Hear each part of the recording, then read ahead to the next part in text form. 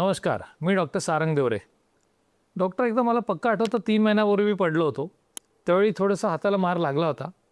X ray केला होता, x ray normal आला होता. त्याच्यानंतर मी कामं करायला लागलो. पण आता मला वाहन चालवताना त्रास होतो, गाडी चालवताना त्रास होतो, हात टेकून उठताना त्रास होतो. नेमकं काय असू शकतं? मी 2 डॉक्टरांच्या ठिकाणी दाखवलं. त्यांनी पण एकदा नंतर एक्सरे केला होता, पण त्यात मला फार काही आढळलं नाही असं ते डॉक्टर म्हटलेत. अशा वेळी बेसिकली पेशंटला असलेला त्रास, त्याला स्नफबॉक्स क्लासिकल टेंडरनेस आहे का, डॉर्सिफ्लेक्शन पेनफुल आहे का, त्याच्या अगोदरचे एक्सरे त्याच्या आजच्या त्रासाशी मॅच होत आहेत का, किंबहुना एक ऑपोजिट हाताशी सिमिलर स्केफॉइड पोझिशनमध्ये आपण एक एक्सरे करायचा आणि त्यात दोन्ही स्केफॉइड सेम दिसतात का ते बघायचं. बऱ्याचदा स्केफॉइड फ्रॅक्चर सबसिक्वेंट एक्सरेजमध्ये ओपन होतात. सबसिक्वेंट एक्सरेजमध्ये रिअलाईज होतं की हे स्केफॉइड फ्रॅक्चर होते आणि त्यावेळी ते आपल्याला तिथं दिसतात.